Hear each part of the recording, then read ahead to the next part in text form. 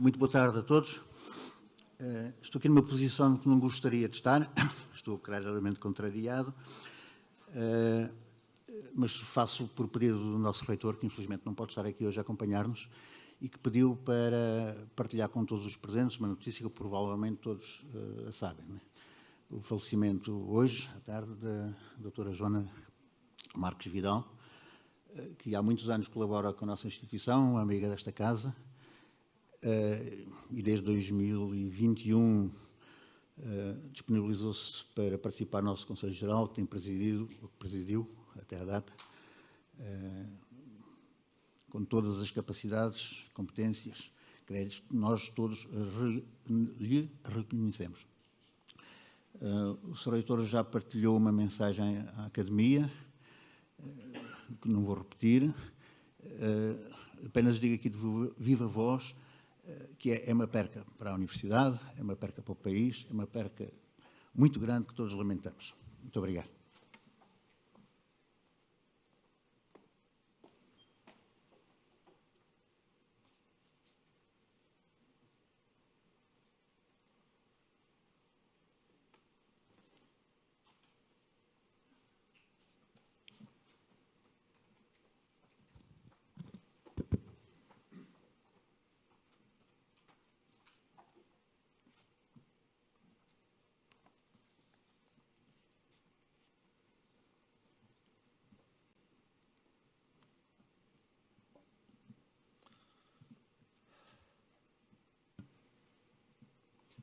Muito boa tarde a todos.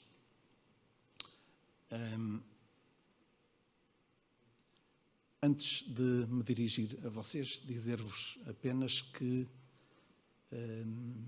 para além da mensagem triste do Luís, o reitor da Universidade muito gostaria de estar aqui hoje conosco. Acontece que hoje, a esta hora, celebra-se o dia do município de Famalicão, de Vila Nova de Famalicão, e vai ser hoje atribuída a medalha de honra da cidade à Universidade do Minho e, por essa circunstância, o reitor está em Famalicão. Queria só deixar-vos esta nota inicial.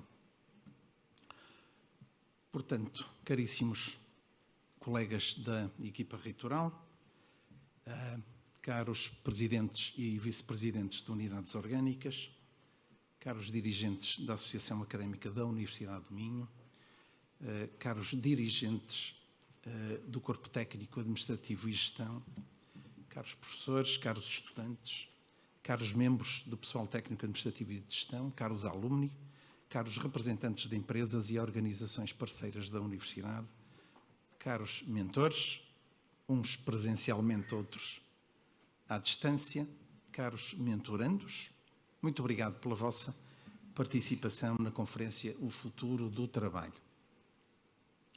Embora alargando esta iniciativa a toda a comunidade académica, à comunidade alumni e aos parceiros da UMinho, esta conferência integra-se na sessão de encerramento da edição 2024 de dois concretos programas ou projetos de mentoria.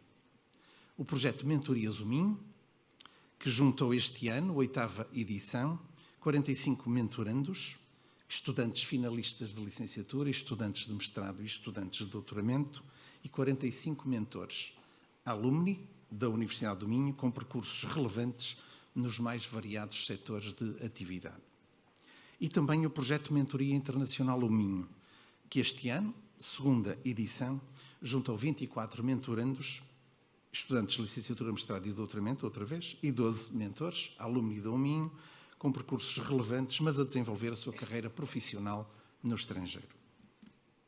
São projetos que promovem uma abordagem centrada no estudante, no desenvolvimento das suas competências transversais, com foco na transição para o mercado de trabalho, que alarga o campo de ação a todas as áreas de formação, assumindo como projetos de investigação, ação inovadores e que potenciam o compromisso dos estudantes, dos alumni e das empresas e organizações com a própria universidade. São, todavia, projetos que se inserem num contexto ainda mais vasto, o Programa de Desenvolvimento Global e Integração Profissional dos Estudantes da Universidade do Minho.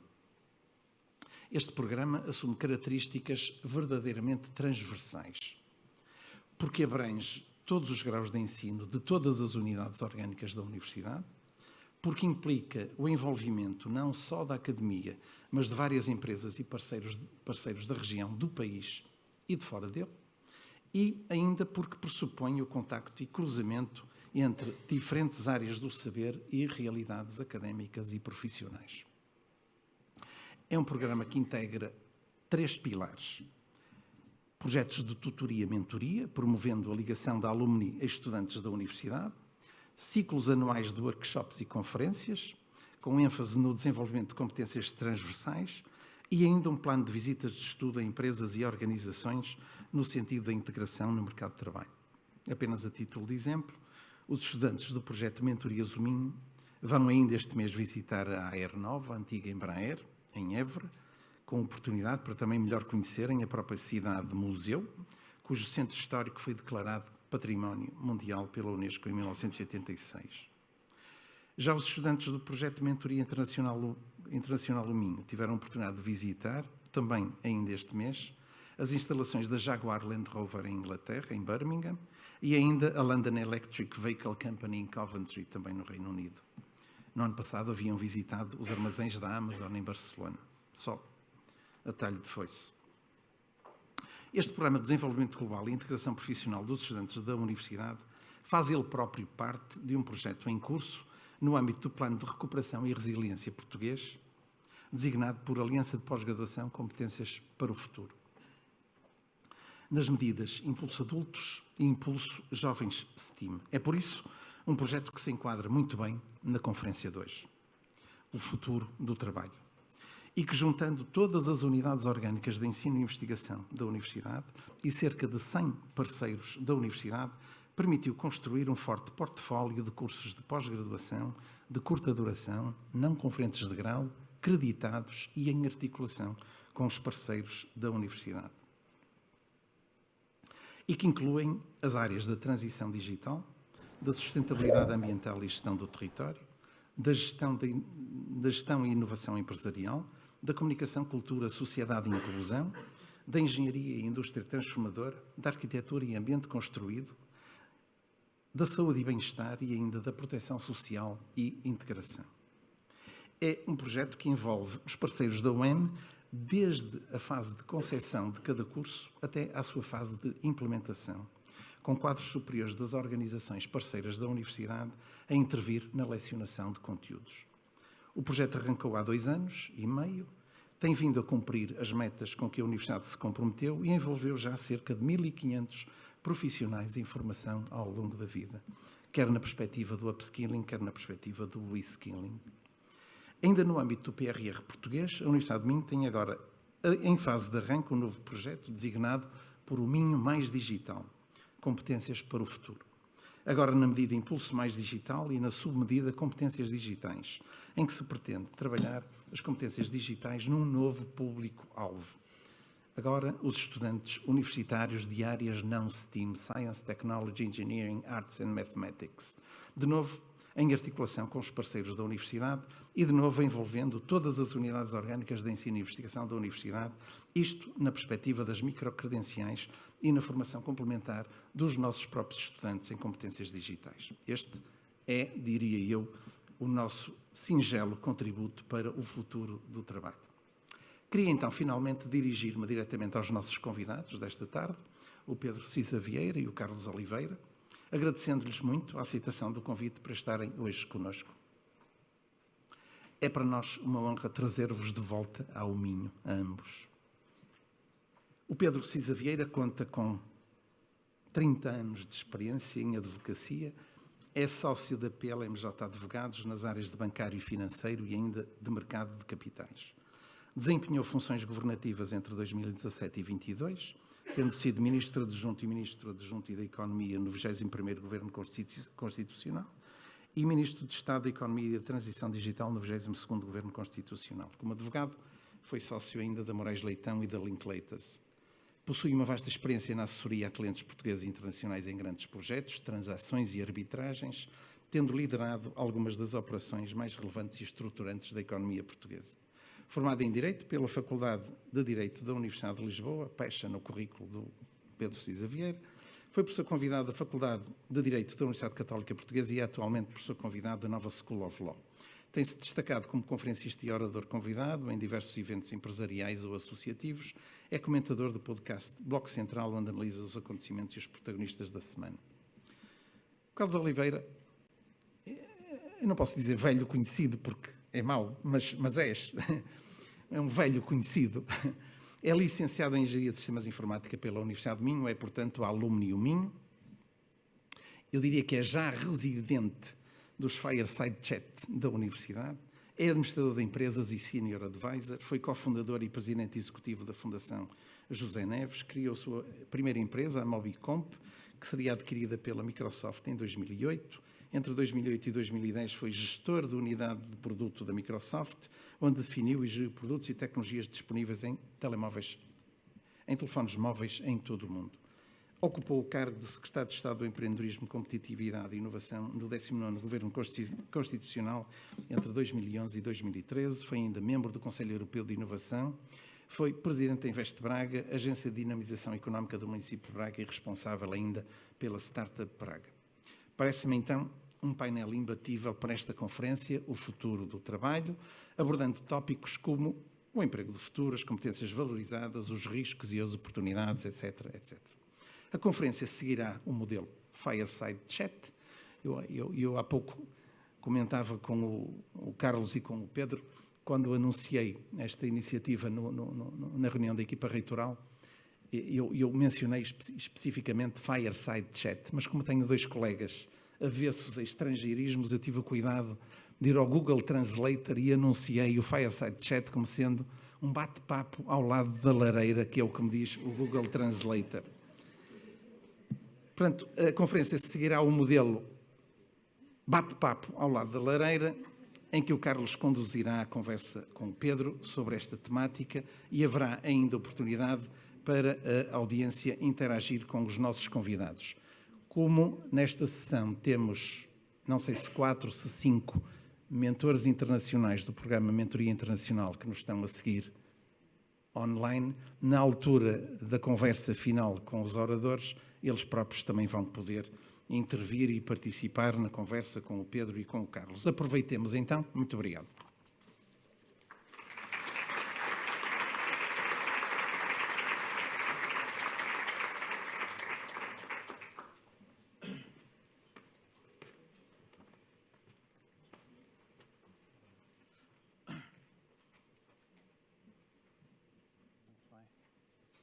Carlos. Afinal não há lareira. Afinal não, mas precisávamos de lareira hoje. Estamos em estas organizações em janeiro, portanto...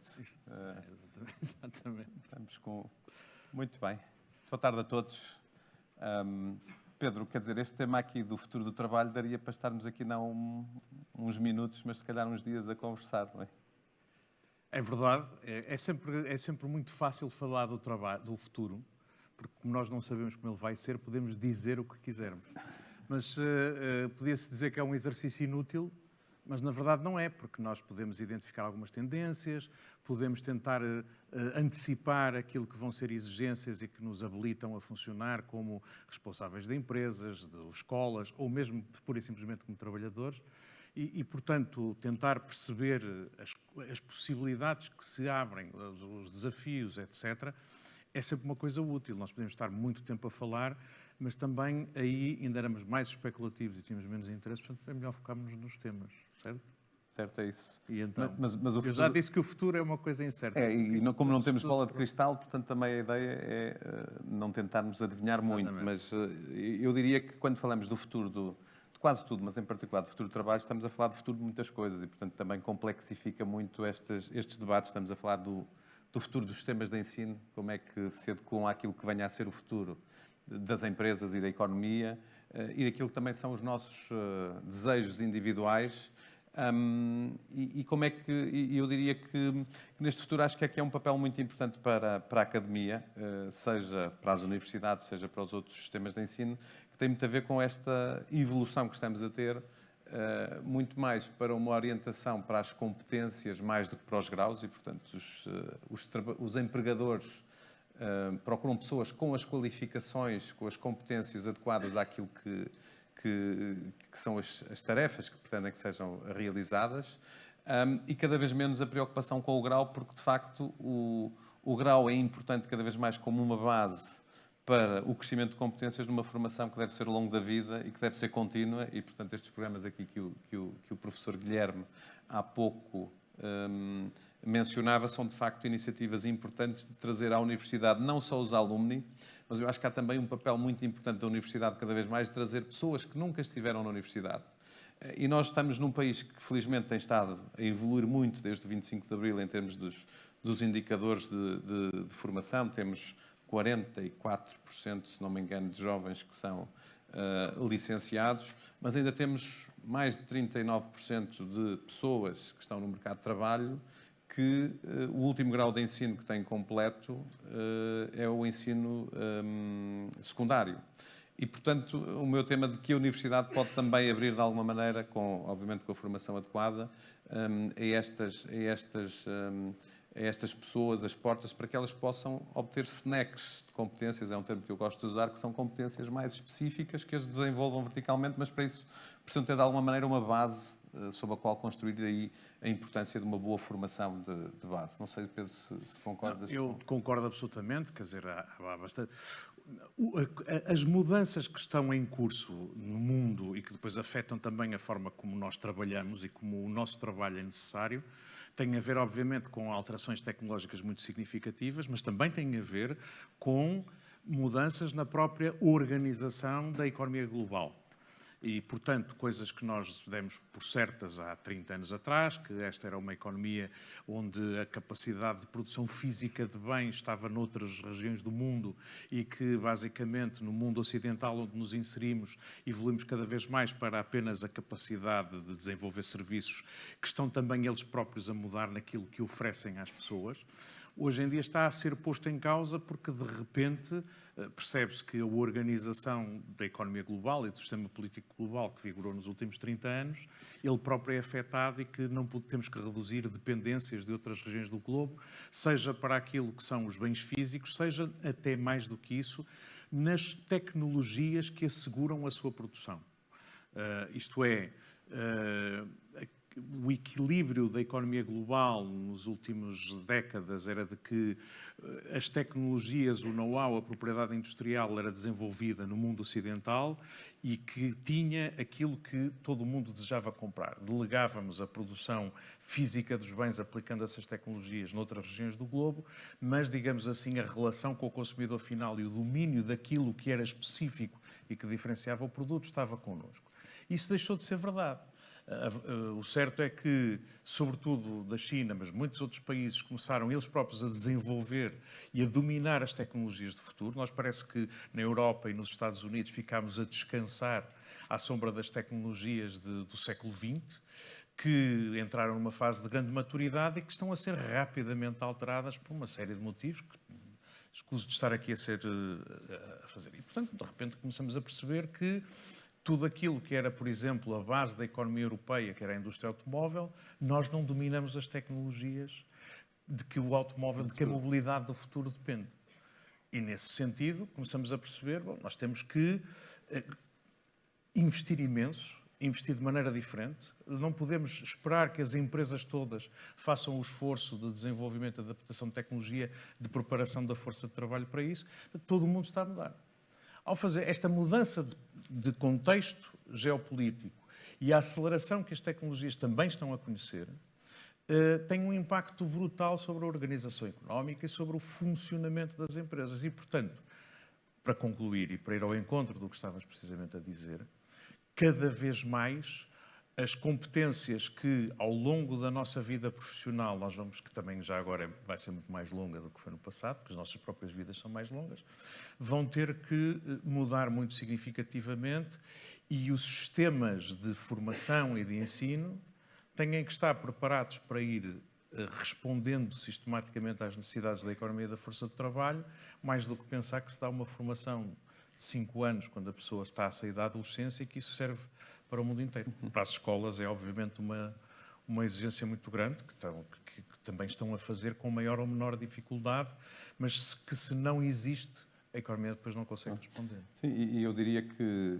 depois também todas as tendências vão trazer a necessidade de competências e de trabalhadores com capacidades que, se calhar, achávamos nessa linha da transformação que a Europa tem sofrido, que não seriam necessárias. Por exemplo, o tema da reindustrialização da Europa, que se tem falado muito, mas que, se calhar, não se acreditava muito que fosse efetivamente necessário, e com o Covid se veio perceber que, efetivamente, há uma oportunidade também para uma produção de bens físicos na proximidade, volta a trazer para a equação um conjunto de competências que, se calhar, a Europa achava que eram precisas, mas que vieram a ser, de facto, aceleradas com o Covid. E esse exemplo aí do automóvel é interessantíssimo, até porque assistimos a Europa recentemente a fazer uma coisa que não era muito comum, que é proteger-se com cargas fiscais muito significativas, por exemplo, dos automóveis chineses, percebendo que, efetivamente, está com dificuldade em ser competitiva nesses mercados. E falavas de nós, afinal, não sabemos, ou na Europa temos pouco know-how daquilo que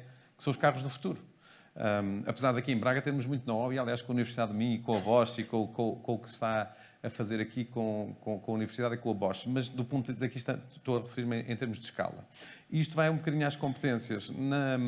Na Fundação, aqui há 2 anos, estávamos a tentar uma pergunta, que é sempre aquela pergunta, mas quais é que vão ser as competências do futuro? E acho que a resposta certa é, não sabemos, podemos perspectivar tendências, mas isso vai depender de muitas variáveis, da economia, das empresas, o que é que de facto se desenvolve nas regiões e na proximidade em termos de negócios e como é que essas pessoas são trazidas para o mercado de trabalho, e também muito com esta cada vez maior mobilidade de trabalho que as pessoas têm num contexto que na Europa, de facto, é estranho dizermos que somos imigrantes, porque de facto temos um mercado único onde isso é suposto ser feito, até por definição e por desenho.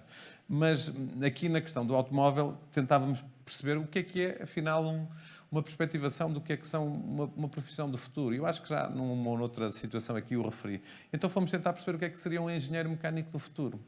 Não há dados para Portugal, portanto não temos profundidade de dados, mas nos Estados Unidos existem dados que permitem fazer isso. E aqui a ideia foi, o que é que vai precisar um engenheiro mecânico do futuro? Bom, saber provavelmente de condução autónoma. E, portanto, só chegando e dizer que é um mecânico do futuro que precisa de condução autónoma, imediatamente analisando as 20 competências-chave de um engenheiro mecânico do presente ou do passado versus um engenheiro mecânico do futuro, isto é, que percebe de condução autónoma, as 20 competências-chave top eram totalmente distintas. Portanto, não havia overlap. E isto, de facto, eu diria que é o grande desafio para os sistemas de ensino, que são também, por definição, rígidos na sua construção, têm regulamentação complexa que dificulta. Aqui, se o professor Guilherme tiver hoje uma ideia fantástica de um curso que queira lançar, não destes de curta duração, mas de duração mais prolongada, até que possa ter os primeiros alunos, se lhe correr muito bem o processo, vai, ao fim de 3 anos, se calhar, começar essa formação. Se for um curso com mestrado integrado, portanto, de 5 anos, quer dizer que 3 anos para lançar estaríamos em 2027, se fosse no 2030 teríamos os primeiros licenciados, 2032 teríamos os primeiros mestrandos dessa formação. E, portanto, eu diria que esse é que é o grande desafio. Para coisas mais específicas, não para formações transversais, é de que, de facto, temos também a regulamentação que não está a ajudar numa mudança significativa e daí surgirem, diria, iniciativas como esta que tentam não focar-se no grau, mas focar-se nas competências e no conhecimento. Mas isto era um bocadinho na linha dessa referência ao automóvel, de perceber que estamos aqui em algumas áreas de transformações muito significativas, mas acho que concordamos que isto não quer dizer que haja aqui aquele fantasma de um desemprego imenso, como às vezes se tenta não, isso nunca aconteceu. Quer dizer, todas as inovações tecnológicas, obviamente, todas as mudanças que ocorrem na economia e na sociedade fazem com que alguns setores acelerem e outros setores fiquem para trás e até percam competência. Mas, quer dizer, aqui nesta região, há 25 anos atrás, há 20 anos atrás, houve uma destruição brutal de tecido produtivo e de emprego no setor da indústria têxtil e do vestuário.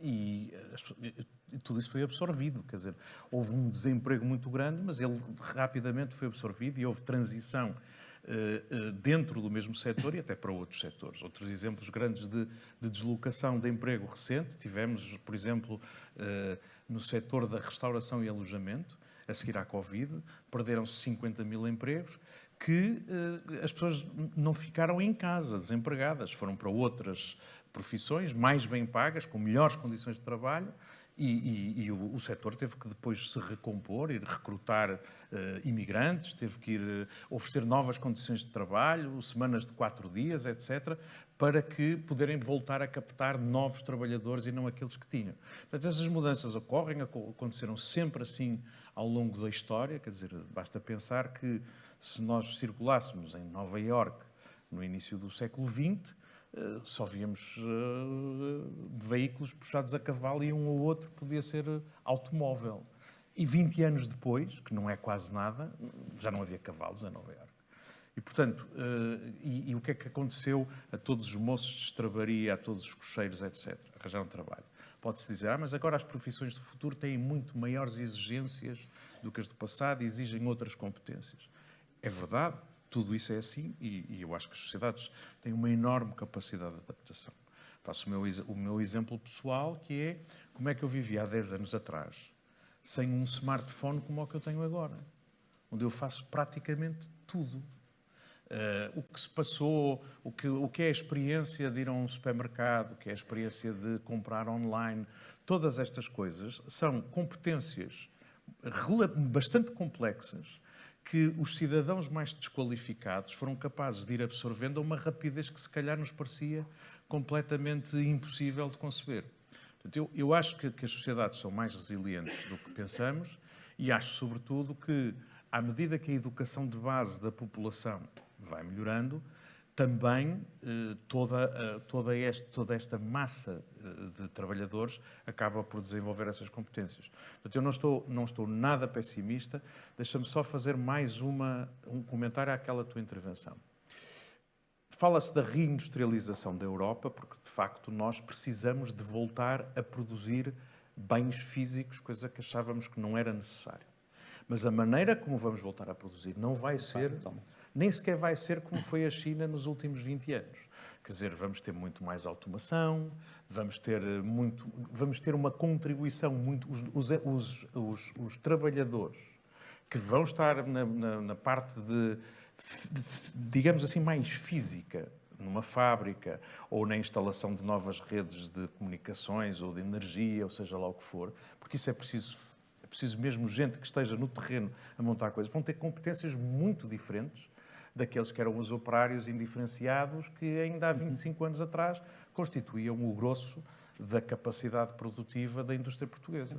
Aliás, basta entrarmos numa fábrica de hoje, se calhar aqui ao lado numa Bosch ou em fábricas recentemente inauguradas, por exemplo, ali em Esposenda, Coswood, na fabricação ou para a fabricação de casas modulares, em que, de facto, o que estamos a falar é de automação. Se fosse há 30 anos, teria lá dezenas ou centenas de pessoas a trabalhar e hoje a fábrica tem pessoas altamente qualificadas a trabalharem, mas as máquinas fazem quase tudo e, portanto, eu nesta linha, eu penso que nós evoluímos aqui e queria introduzir a questão da tecnologia e da aceleração. Eu acho que aquilo que disseste, Pedro, de facto, o mundo... Isto tudo vai-se repetindo, não é? Quer dizer, se formos ver em 1800 nos Estados Unidos, 80% ou 90% da população trabalhava na agricultura, 100 anos depois eram 40% ou 45% e hoje se calhar são 3,5% se tanto da população. A questão é que isto aconteceu em períodos prolongados. Foi 100 anos para haver transformações desta dimensão. Eu acredito que nós hoje estamos, pela primeira vez enquanto espécie humana, a assistir a transformações exponenciais em tempo real, o que quer dizer que nem os nossos cérebros estão preparados para as entenderem, nem os nossos sistemas da sociedade estão preparados para acomodarem. Eu acho que esta é a grande diferença e os riscos advêm daí. Ou seja, a Google, que tem nem 30 anos e que é a quarta ou quinta empresa com a maior cotação bolsista do mundo, portanto, mais de 2 trilhões, já percebeu que o seu negócio, que hoje é a fonte das suas receitas, que são bilhões por ano, já terminou. Portanto, o search, e com uma monetização vinda por anúncios que aparecem no meio do search, já terminou. Portanto, eles já perceberam e estão a investir tudo precisamente em novos negócios e seguramente vão ter muito sucesso porque, para além de terem as pessoas certas com o know-how certo, têm muito dinheiro para poderem fazer grandes apostas em áreas diferentes e encontrar uma. E aí é que vem, na minha perspectiva, o grande desafio para a nossa economia, seja para os trabalhadores, seja para os empresários, que é perceber que a velocidade não é mais a velocidade. Eu posso esperar muito, eu posso estar aqui à espera de perceber o que é que vai entender, porque provavelmente vai acontecer uma transformação tão profunda num período muito mais curto e essa transformação vai ter impacto nas competências que são requeridas das pessoas. Agora, eu acho que este tema da tecnologia, em particular da inteligência artificial, e não me queria prolongar muito, até porque já tivemos aqui um debate sobre essa matéria, mas traz enormes oportunidades não só de aumento de produtividade das empresas, mas, em particular, de aumento de capacidade às pessoas e aos indivíduos. Há um estudo relativamente recente da Universidade de Harvard que foi feito com a Boston Consulting Group, que é uma empresa de consultadoria, em que tipicamente contrata pessoas altamente qualificadas, portanto, com formações nas melhores universidades do mundo, para fazerem consultoria a empresas altamente evoluídas. E, portanto, eles fizeram o seguinte teste. Com um conjunto de problemas, pegaram em 750 e tal dos seus consultores. Um grupo continuou a fazer as tarefas sem qualquer apoio da inteligência artificial, portanto, grupo de controle, e um outro grupo tinha tarefas para fazer já utilizando o ChatGPT. Ao fim de um período de utilização, o que é que aconteceu imediatamente? A qualidade dos que usaram o ChatGPT do seu trabalho aumentou significativamente. Ou seja, sem nenhuma formação adicional destas pessoas, a não saber fazer as perguntas certas à máquina, portanto, a qualidade aumentou. Mas aumentou também mais o quê? Aumentou o número de tarefas que essas pessoas fazem, portanto, cerca de 10 ou 12%, portanto, a velocidade, portanto, a quantidade, 10 a 12%, assim é que é, e a quantidade... A qualidade. E 25% de... Portanto, fizeram mais 12% de tarefas, 25% mais rápido, assim é que é. Isto quer dizer o quê? Quer dizer que, de facto, estas ferramentas ajudam os indivíduos a fazerem melhor as suas tarefas, obviamente percebendo o que é que funciona bem e o que é que funciona mal.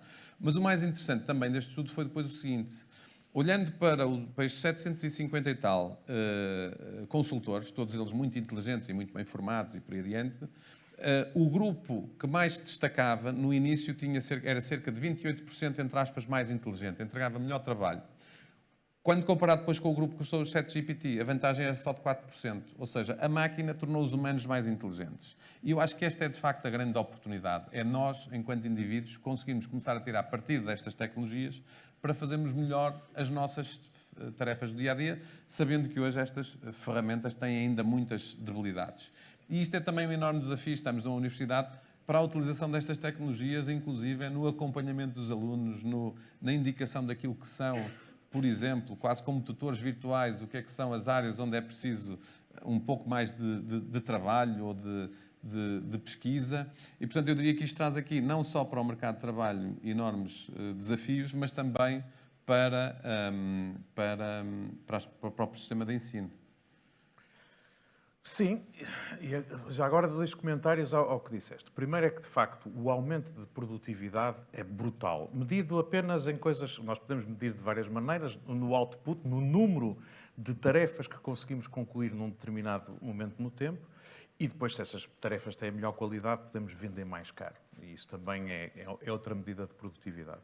Mas, quer dizer, eu acho que a simples capacidade das empresas conseguirem identificar de que forma é que a utilização da tecnologia que já está disponível do mercado pode melhorar processos de trabalho, pode melhorar a experiência do cliente, pode melhorar a forma como os trabalhadores abordam isso, e são capazes de fazer com que a força de trabalho as utilize bem, têm ganhos absolutamente brutais. Eu falo da minha experiência, não sei se vocês usam o Copilot, mas o tempo que aquilo me ganha, que eu ganho com aquilo na minha vida cotidiana, é impressionante.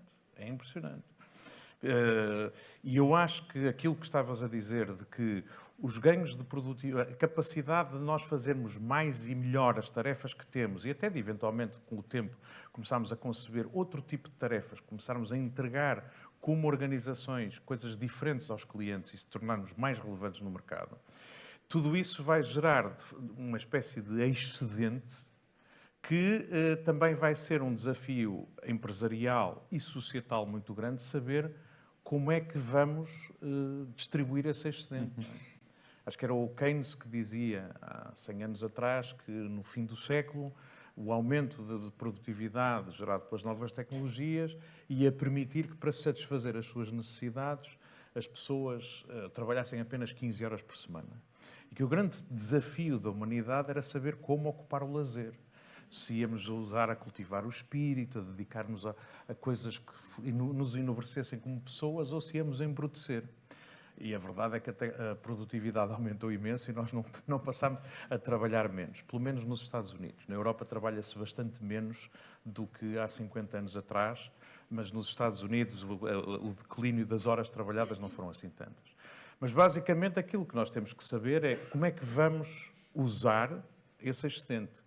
Vamos trabalhar mais e ganhar mais ou vamos dar mais tempo, como tem sido a escolha que, apesar de tudo, se tem vindo a fazer. Reparem, há 100 anos atrás, quase dia por dia, o Henry Ford resolveu dar aos seus trabalhadores só 5 dias de trabalho por semana. E isso depois acabou por se generalizar e em Portugal só se tornou lei no final do século, só em 1997. E na altura as discussões que se tinha sobre trabalhar só 5 dias, reduzir a semana de trabalho, já estava nas 44 horas, para 40 horas por semana, era uma coisa impossível, as empresas não iam ser capazes de aguentar, etc. E agora estamos a fazer isso. Eu acho que a forma como se for capaz de usar as tecnologias para servir melhor os clientes, tornar mais relevante no mercado, mas também para melhorar as condições de vida dos trabalhadores, também vai ser uma coisa importante para as empresas. Porque neste mundo em mudança, a coisa que está a escassear no mundo ocidental são precisamente trabalhadores com as competências certas nas áreas que estão em crescimento. As empresas que forem capazes de proporcionar melhor experiência aos seus trabalhadores e, designadamente, corresponderem a uma exigência que hoje em dia é muito sensível, seja nas gerações mais novas, seja naqueles que já estão a trabalhar há mais tempo, que é mais tempo para mim, para a minha família e menos tempo para o meu trabalho. Quem for capaz de responder a isso vai atrair o melhor talento e vai ser capaz, por isso, de se tornar mais relevante também no mercado. E esse é, de facto, um enorme desafio que a Covid veio acelerar, esta possibilidade do trabalho remoto, mas ainda há muitos desafios relativamente à tal hibridização entre remoto e presencial. Eu penso que é mais ou menos consensual que trabalho só remoto pode parecer no curto prazo muito benéfico para quem o consegue fazer só em remoto, mas que no longo prazo tem desafios grandes, quer para a cultura organizacional, quer para quem está no mercado de trabalho, e provavelmente em muitas profissões o 100% local também se verifica cada vez mais como não sendo mais adequado, precisamente com essas preocupações de um equilíbrio entre o work-life balance em inglês, ou, desculpa, Guilherme, o equilíbrio entre o trabalho e o lazer, que vem sendo de facto afinado. Eu acho que nós estamos num momento de afinação e em que a minha perspectiva aqui é muito clara. Eu acho que em profissões ou em funções que nós precisamos de interação humana, e isto eu gosto de tecnologia, acho que mas a tecnologia ainda não está a um nível que nos permita, no mundo virtual, estando sentados em casa à frente de uma qualquer plataforma, termos a mesma experiência. Não se toma um café no Teams, não se tem uma conversa de corredor no Teams, tem-se conversas que foram planeadas para existirem e, portanto, permite fazer um conjunto de funções muito interessantes. Mas, por exemplo, a perspectiva da criatividade, da inovação, ela para já não acontece por decreto e, portanto, não acontece à hora marcada quando se vai ter a discussão e acontece muitas vezes nas pequenas conversas de corredor, nas conversas à volta da máquina de café ou em sessões que são muito mais interativas, que ainda não são imersivas com a tecnologia que temos hoje. Eu acho que lá chegaremos a prazo e, portanto, eu sou ainda um descrente relativamente ao futuro do trabalho na perspectiva de que o remoto é uma solução que funcione bem. Já agora, acho que não funciona bem com a realidade do mundo que temos hoje, até numa perspectiva de saúde mental, e temos visto muitos casos disso, de pessoas que se fecham e que deixam de ter interações sociais. Não é uma solução fantástica do ponto de vista da criatividade. Assisti a isso durante a pandemia com um trabalho muito criativo, muitas vezes a trabalhar com pessoas que tinham que entregar e o resultado passou a ser menos bom, porque de facto via-se que passava a ser muito mais centrado na pessoa que estava em casa fechada a pensar naquilo e que entregava o melhor, e que faltava ali a tal componente da interação com outros, na interseção de diferentes perspectivas e diferentes conhecimentos. E, portanto, eu acho que este é um desafio que nós ainda temos pela frente. Empresas nos Estados Unidos que, no pico da pandemia, disseram agora o trabalho é remoto para sempre, já fizeram backtrack e, portanto, já estão num modelo híbrido, e que naturalmente também é um modelo que depende muito do tipo de indústria e do tipo de setor. É mais difícil eu ter modelos híbridos se estiver numa indústria, porque tenho ali uma operação que precisa de máquinas, para dar um exemplo, e que precisa de uma presença física, se calhar num chão de fábrica, não sendo impossível de haver alguma parte remota, de alguém que, por exemplo, está a fazer desenvolvimento de software, ou se calhar na parte jurídica, que pode fazer uma parte de trabalho até que de pensamento em casa ou em locais onde esteja mais... Sim, quer dizer, isso existe obviamente diferenças. Das áreas que vão mais crescer claramente no mundo ocidental são as áreas, digamos assim, associadas à saúde e aos cuidados pessoais, a todos os níveis. Cuidados pessoais a todos os níveis. Desde pessoas que tratem dos mais velhos até pessoas que tratem de nós, porque uma das tendências é nós cada vez mais gastamos tempo e dinheiro a tratar de nós próprios, da nossa saúde, da nossa aparência, do nosso bem-estar. Tudo isso não se pode fazer remotamente.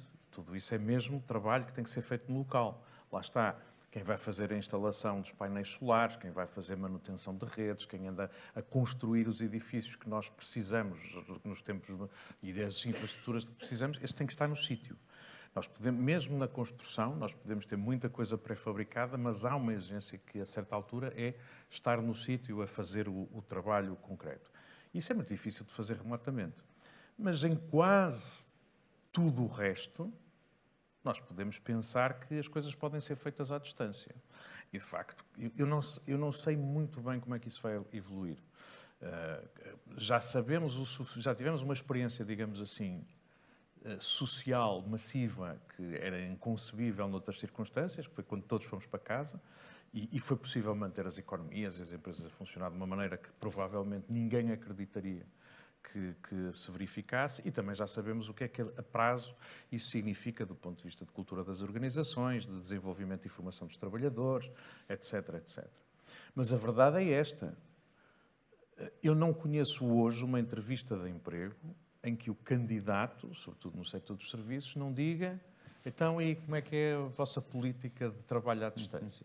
E quantos dias é que eu tenho que vir ao escritório por semana, etc. É uma exigência muito forte. E como as empresas estão mesmo carecidas de gente, isso não vai desaparecer nos próximos 5, 10 anos, é muito difícil resistir a isto. Portanto, eu acho que é preciso perceber como é que as empresas se adaptam a isso, conseguem responder a essa aspiração, sem perderem aquilo que se faz delas uma empresa. Porque, de facto, atrair talento não é só pagar um salário a troco de uma tarefa. Cada vez mais é dar oportunidades de formação, de desenvolvimento de competências que tenham valor no mercado, independentemente de se estar naquela empresa ou noutra, ter um sentido de cultura e de propósito que a diferencie. Isso, quer dizer, as conversas que se têm hoje em dia de recrutamento andam todas muito à volta destas coisas, sobretudo nas profissões mais qualificadas. Portanto, isto vai ser um desafio, mas é muito difícil de resistir, e não tenho nada a certeza que seja positivo para a nossa experiência como espécie, não é? Nós somos um animal social, nós precisamos de comunicar com os outros. Quanto mais isolados estamos, mais problemas de saúde mental e física desenvolvemos. E, portanto, Também acho que a melhor maneira de conjugar isto é as empresas pensarem muito como podem gerir e manter a cultura com equipas que se encontram mais esporadicamente e depois também como é que as cidades proporcionam aos seus cidadãos experiências de interação e de contacto que compensem aquilo que o trabalho deixa de oferecer. Eu diria que esse é um enorme desafio num país em que 47% para aí dos empregadores, também o último grau de ensino que têm é o secundário, e em que estas novas formas de gestão, que ainda não estão provadas e testadas, têm que o ser. O tema do trabalho remoto, de facto, levanta enormes desafios. Portanto, eu acho que é incontornável, portanto, é aquilo que estava a dizer, mas, por outro lado, e isto viu-se muito na área das tecnologias e tecnologias de informação, em alguns casos tornou-se num emprego que é um trabalho à tarefa e perfeitamente transacional, em que não há nenhuma adesão à cultura da empresa e, portanto, aquilo que estamos a fazer são tarefas e há uma entrega e há um salário no final do mês, e se amanhã alguém oferecer mais 500 euros por mês, eu salto e de repente não saio de casa e estou a fazer coisas que se calhar até gosto. Mas do ponto de vista do valor acrescentado como um todo, eu penso que aqui existe um certo risco de acantonamento em algo muito tecnológico e que já agora estamos aqui a falar muito de profissões, por exemplo, de engenharia, de fazer código. Já agora, as más notícias é que provavelmente vai ser dos sítios onde a inteligência artificial mais rapidamente vai disrupcionar esta profissão. Ou seja, é uma profissão em que hoje há um alto déficit de quadros e que eu acredito que no curto prazo, e no curto prazo é menos de 5 anos, aquilo que são as competências de um programador serão completamente distintas daquelas que foram até agora, portanto, durante muitos anos. E isto traz, eu diria, também uma enorme pressão a este setor e de perceber que aqui o fator humano e da interação e social é que faz a grande diferença. Portanto, a inovação, a máquina até pode dar umas ideias com o ChatGPT, mas depois é preciso perceber o negócio, é preciso perceber como é que isto interage, como é que a economia está a evoluir, como é que o produto se deve desenvolver. E isto passa muito de discussão e de interação. No tema que estavas a referir da questão das cidades, eu acho que também é uma tendência que se começa a ver muito interessante no mundo, tendência, ou se calhar algumas, mais do que uma tendência, algumas iniciativas que são de facto esta ideia dos pop-ups das empresas na proximidade de onde nós vivemos, ou seja, eu não vou todos os dias fisicamente ao local, até porque aconteceu uma coisa interessante em muitos países e também em Portugal, que é que com a Covid as pessoas perceberam que podiam ir viver para fora das cidades e, portanto, ganhar, ou das grandes cidades, e ganhar com isso qualidade de vida. Eu conheço várias empresas nesta área de tecnologia em que as pessoas viviam num sítio e decidiram ir viver para um sítio mais calmo, até porque as casas eram mais baratas, por exemplo. E hoje, obviamente, se o empregador lhe disser tens que voltar ao emprego a trabalhar 5 dias, seria impossível elas regressarem porque já nem sequer vivem na proximidade. E esta tendência, por exemplo, do trabalho de cidades e empresas que na proximidade criam espaços de trabalho para que as pessoas não se tenham que deslocar mais quilómetros para irem fazer, digamos, o trabalho no dia-a-dia, é importante. O outro tema que eu queria trazer também aqui nesta organização de trabalho e a questão da importância da gestão nas empresas é que, de facto, se eu depois disser aos trabalhadores olha, agora tem que vir 2 dias para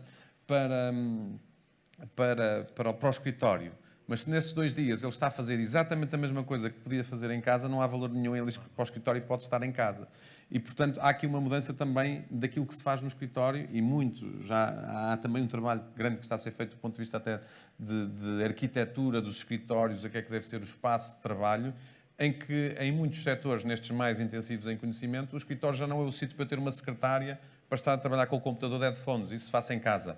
O escritório é o sítio onde eu tenho que ter os momentos de interação, salas mais preparadas para brainstorming, para a discussão, para a cultura e valores das empresas, para a discussão dos projetos, para a interação com os clientes e, portanto, em que de facto há aqui uma mudança, e aliás vê-se isso também na dimensão de escritórios ocupados ou menos ocupados, porque de facto as empresas deixam de precisar tanto de espaço para as secretárias e passam a estar físicas para as pessoas sentarem e passam a estar mais focadas passarão a estar mais focadas em trazerem as pessoas para a empresa fisicamente para fazerem coisas que de facto mais sociais e que as ligam mais com os seus com o seu negócio e com aquilo que é de facto também a sua tarefa e a sua função, muito mais de pensamento e muito mais de utilização intensiva do cérebro.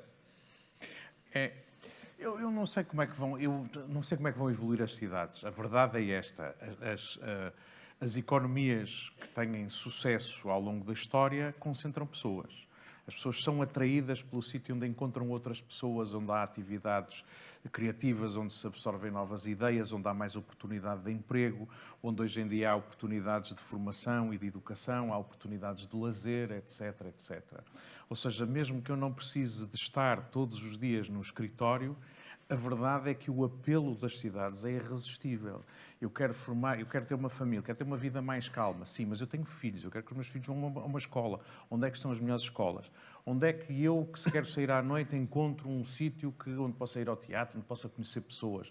Eu, que sou um trabalhador no setor do conhecimento e que sou extremamente criativo, onde é que eu encontro pessoas onde possa estar também? Portanto, eu imagino que, apesar de nós irmos ter uma economia cada vez mais assente no conhecimento, onde, de facto, as oportunidades de contacto, de circulação de ideias, etc., até se possam fazer remotamente, o impulso de estar nos sítios onde há mais concentração de pessoas interessantes, diversas, etc., vai continuar a ser evidente. E é isso que nos mostra o crescimento urbano em todo o mundo nos últimos anos. O apelo dos grandes centros é muito significativo. Quer dizer, as pessoas, infelizmente... Quer dizer, as pessoas em Portugal querem ir para Lisboa, querem ir para o Porto, querem vir para Braga, mas, quer dizer, querem ir para sítios onde, de facto, haja essa concentração de oportunidades, de outros e de diversidade que não se encontram em locais mais pequenos. E, portanto, o charme de poder ter uma coisa é depois contrariado quando se tem filhos adolescentes e que querem outras coisas. Portanto, eu acho que as cidades ainda fazem parte do futuro da humanidade, acho que elas vão ter que mudar bastante e eu acho até que nós temos algumas oportunidades. Quer dizer, Lisboa é a 9ª área metropolitana da Europa, em população, não sei se têm ideia disso. Portanto, não é assim tão pequeno como isso. Aqui, nesta região, nós temos num raio de, sei lá, 20 e tal quilómetros, 30 quilómetros, nós devemos ter mais de 1 milhão de pessoas, seguramente. Isso é uma grande oportunidade. E, portanto, eu percebo muito, acho que muito do apelo do trabalho híbrido, do trabalho remoto, é a oportunidade de nós ganharmos tempo, porque não temos tempo nas deslocações, de pouparmos salário, porque não temos que pagar, porque podemos pagar uma habitação que seja eventualmente um pouco mais distante, mas eu acho que ainda assim as pessoas vão querer estar muito nas cidades, sobretudo os trabalhadores e os indivíduos mais criativos. Sim, mas aconteciam coisas interessantes. Os trabalhadores queriam ter mais tempo em casa ou estar 100% em casa, mas depois têm que sair de casa no carro para levar os filhos à escola, depois voltam a casa e depois voltam à escola.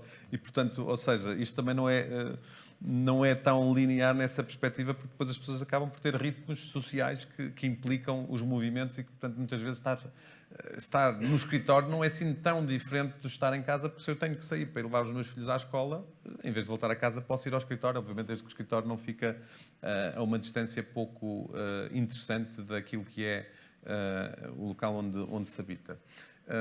Um dos temas que também está muito aí agora em voga, e passaste um bocadinho aí pelo tempo ou pela duração do trabalho, a questão da semana dos 4 dias e se vamos trabalhar menos dias, se vamos trabalhar mais dias. E há pouco, antes de começarmos o debate, estávamos a falar que há profissões, e muitas delas intensivas em conhecimento, em que o resultado é o que é esperado, não é o tempo. E, portanto, eu diria que quem trabalha, por exemplo, na área, mais uma vez, de software, e provavelmente em muitas áreas do direito, se tem ali um contrato para fazer ou se tem uma determinada coisa para fazer e termina mais cedo do que aquilo que ninguém está à espera de ver se a pessoa fez 40 horas ou 35, ou lá as horas semanais que que forem. Qual é que é a tua perspectiva sobre esta... Isso é que A minha perspectiva é que as pessoas querem isso. E como o mercado de trabalho, pelo menos nestes anos e nos próximos, é um mercado, sobretudo condicionado do lado da oferta de trabalho, as empresas vão ter que ir ao encontro dessas necessidades. Isso tem a ver com mudanças culturais e sociais, é evidente. Quer dizer, eu sou numa profissão onde as pessoas sempre trabalharam imenso. Eu fazia 80 horas por semana e nem sequer pensava que isso era um problema. Não havia outra maneira de pensar, até porque a maneira como que nós tínhamos de cobrar pelos nossos serviços dependia do tempo que gastávamos em cada um deles. Hoje em dia, eu vejo, quer dizer, as pessoas que trabalham no meu escritório, que são 30 anos mais novas que eu, não estão disponíveis, e muito bem, e muito saudavelmente, para fazer a vida que eu fazia. E, portanto, não têm horas certas para sair, mas saem. E há dias que não vão ao escritório e têm uma perspectiva muito mais... E estão muito menos tempo no mesmo posto de trabalho, no mesmo emprego. É muito engraçado como hoje em dia as pessoas têm, em qualquer profissão, podemos usar a palavra lealdade como uma qualidade e que, portanto, quem agora não permanece 15, 20 anos no mesmo sítio é menos leal, mas não tem a ver com isso, tem a ver com a vontade de ter diversidades de experiências e que nós temos que perceber isso. E, portanto, se este é o panorama que está a acontecer com as gerações que vão entrando no mercado de trabalho, se este é cada vez mais o panorama que as pessoas de 40, 50 anos também têm relativamente ao seu trabalho.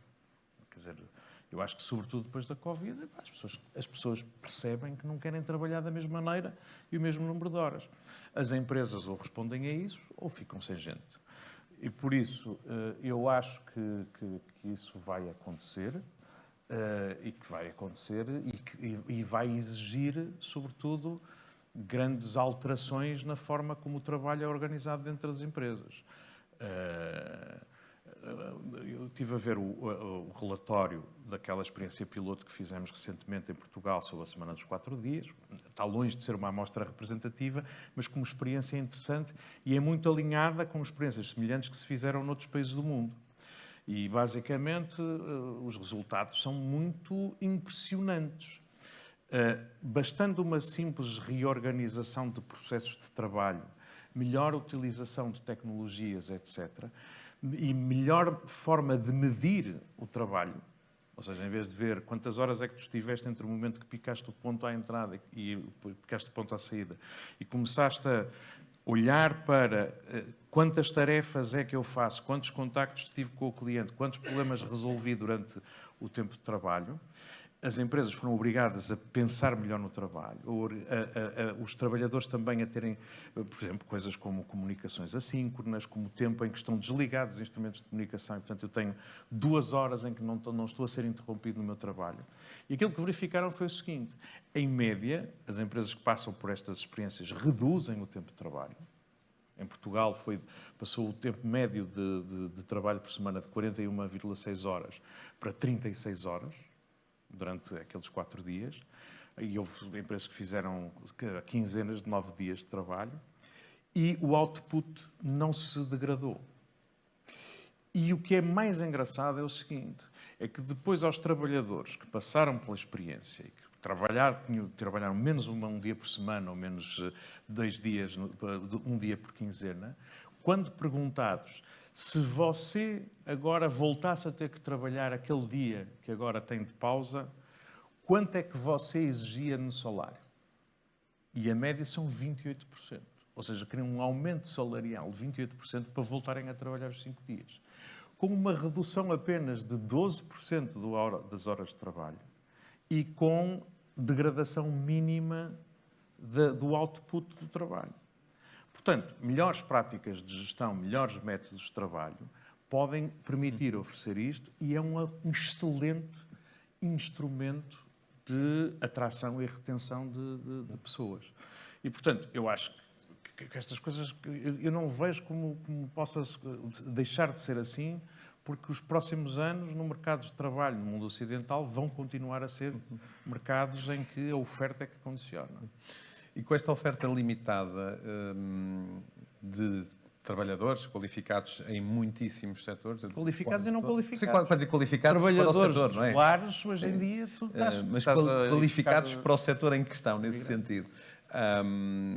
Com esta pressão de diminuição do horário de trabalho e com uma produtividade que teima em não crescer, em particular em Portugal, portanto, crescer de forma significativa, fica aqui uma enorme pressão nos salários. Ou seja, as pessoas passam dessas 41 horas a 36 e tal, portanto, cerca de menos 4 ou 5 horas, mas têm uma expectativa de manter o rendimento. Portanto, não é com uma perda de rendimento entendível e percebe-se. E, portanto, se o output for o mesmo, a produtividade não aumenta nem diminui. Mas não vai ser o mesmo. Mas não varia. E, portanto, mas o output não vai ser o mesmo, é o meu ponto.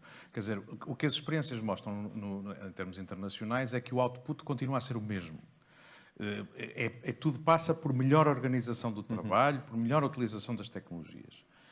E eu acho que, obviamente, as empresas vão continuar a cobrar mais pelos serviços que prestam. Esse é o desafio grande que nós temos enquanto Os salários em Portugal são muito baixos porque nós cobramos preços inadmissíveis por aquilo que fazemos. Pronto, mas e se formos, por exemplo, a áreas como a digitalização da economia, em que grande parte dos recursos estão alocados a multinacionais ou a empresas que exportam os serviços e muito bem fazem uma exportação, infelizmente a preços de transferência na maior parte dos casos, o que quer dizer que a nossa produtividade depois estatisticamente fica baixa quando na realidade fica lá fora, mas depois os preços unitários desse trabalho aumentam, o que faz com que uma universidade, se quiser contratar técnicos na administração pública ou as empresas para a sua digitalização, tem uma enorme dificuldade porque, de facto, só o conseguirão fazer se aumentarem a sua produtividade.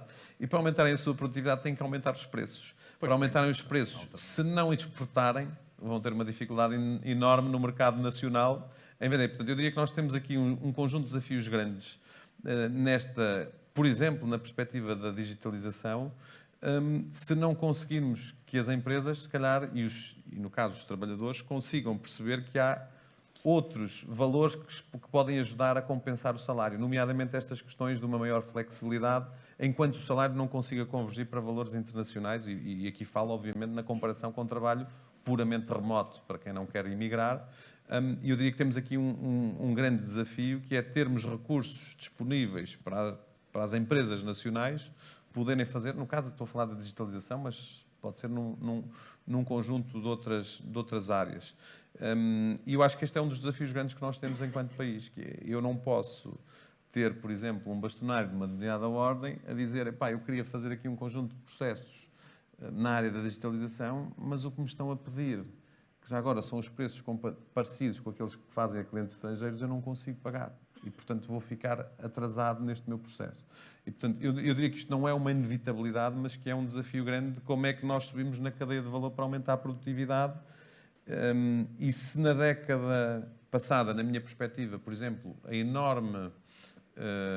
o enorme investimento que nós tivemos de multinacionais no país a usarem-nos como centros de serviços foi muito bom para pegarmos em recursos humanos altamente qualificados que se calhar em Portugal não iriam ter aquele nível, ou não é se calhar, não iriam ter aquele nível de salário, poderem ficar no país e com isso manterem-se cá. Eu diria que nós estamos enquanto país já a entrar num ciclo seguinte. Sim.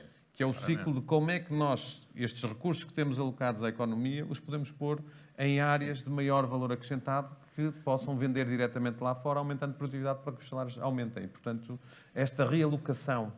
Agora tens de te calar, porque já me deste 3 ideias. Anda lá. E eu vou-me perder no meio delas e vou lançar um desafio aos economistas aqui da sala. Mas, primeira ideia, é inevitável a convergência dos salários. É inevitável a convergência dos salários com a Europa, porque nós estamos num mercado aberto e, portanto, há livre circulação de trabalhadores, as pessoas vão para o sítio onde têm melhores oportunidades de trabalho e já está a acontecer uma subida de salários. Os salários reais em Portugal, entre 21 e 23, cresceram, julgo que fomos o segundo país em que o salário real mais cresceu nestes anos. O rendimento disponível ainda cresceu mais porque houve uma redução de IRS. Portanto, os salários estão a subir.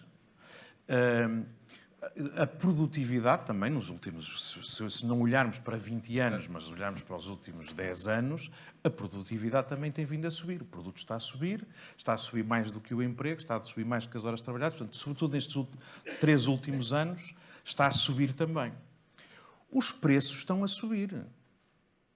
Os preços estão a subir. E, sobretudo, naqueles setores mais expostos aos mercados internacionais. Eu já nem vou falar da exportação de tecnologias ou das indústrias, porque depois isso é a minha segunda ideia, mas os preços estão a subir. Pensem, o que se pagava num hotel ou num restaurante há 5 anos atrás e o que se paga agora. Agora paga-se preços europeus. Então agora, segundo passo. Como é que a produtividade sobe? Sobe talvez de 3 maneiras. A primeira maneira, obviamente, é incorporar mais conhecimento que possa ser relevante no mercado. Podemos diferenciar-nos no mercado. Cobrar mais fazendo coisas mais caras. Deixarmos de fazer sapatos e passarmos a fazer automóveis elétricos, cobramos mais por cada hora trabalhada, porque por muito bons que sejam os sapatos, mesmo os italianos, aquilo sai da fábrica a 20 e tal euros por sapato. É uma questão de especialização da economia. O segundo é cobrar mais pelo que já fazemos. Aí a produtividade aumenta. Um empregado de um café que esteja em Lisboa a vender cafés a 1 euro por chávena tem um determinado nível de produtividade. Se esse empregado emigrar para a Suíça e vender o mesmo número de cafés a 5 euros por chávena, a produtividade aumenta brutalmente. Ele, por isso, recebe melhores salários. Portanto, cobrar mais por aquilo que já fazemos depende das condições do mercado. Não é? E dos salários de quem Não, mas quer dizer, o que eu estou a dizer é, se os salários estão a empurrar, é inevitável que os preços aumentem. Portanto, e a terceira, obviamente, que eu acho que neste momento é aquilo que nos falta mais em Portugal, é o contacto direto com o cliente final. Ou seja, a maior parte da economia portuguesa, mesmo a economia exportadora, é B2B. Ou seja, nós vendemos a outras empresas, quer as nossas empresas industriais, quer as nossas empresas de serviços. Nós não trabalhamos, com raríssimas exceções para os clientes finais, nós trabalhamos para outras empresas. E essas empresas que têm a relação final com o cliente é que se aproximam do valor da produção. É o caso do fato que é feito aqui em Portugal e que sai da fábrica a 50 euros e que depois é vendido com a etiqueta vossa, ou seja lá o que for, a 300 ou 400 euros. Os sapatos que saem daqui da fábrica a 30 euros e são vendidos a 150. Portanto, quem tem a relação com o cliente, quem domina os circuitos de distribuição, quem tem a marca, é que se apropria do valor. E esse é que é o grande problema que nos impede, mesmo em casos de sucesso como a Bosch, que foi acrescentando mais camadas e mais desenvolvimento de produto àquilo que já fazia, não consegue romper. Agora o desafio para os economistas. Como é que, com o produto a crescer, os salários a crescer, o número de pessoas a mais que nós temos no mercado de trabalho neste momento, como é que a inflação não aumenta mais? O que é que explica que nós tenhamos uma inflação relativamente moderada, apesar de estarmos a ter mais gente a trabalhar, com salários mais elevados, como é que isto vai funcionando? Não sei qual é a razão. As pressões no sentido de aumento de preços vêm em todos os lados e, no entanto, nós estamos na Europa com uma inflação de 2 e tal, ou coisa assim. É muito curioso perceber isso. Mas, portanto, basicamente para dizer que há toda esta observação me leva a dizer que o nível dos salários vai inevitavelmente convergir com a Europa nos vários setores, porque os preços também têm convergido. Nós também tínhamos agora que passar a uma fase de interação com a audiência. Queremos. De interação com a audiência e, portanto, se calhar começar aqui a perguntar se há questões aqui do...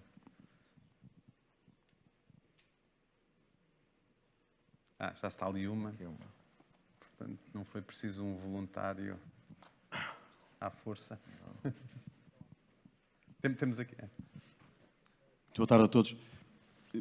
Começo por uma pergunta e dirigindo-te a ti, Carlos, porque falaste há pouco de uma coisa que me é particularmente cara, sendo engenheiro mecânico aqui da Universidade de Minho, fiquei curioso por saber o que é que são as novas competências que os engenheiros mecânicos devem ter, se quiserem trabalhar na indústria automóvel do futuro. Mas também olhando para essa minha condição e responsabilidade que tenho na Ordem dos Engenheiros, como sabes, também tenho responsabilidade a nível nacional do Colégio de Mecânica, estamos neste momento precisamente a fazer uma revisão dos atos de engenharia e eu gostava de colocar a questão e ao painel neste sentido.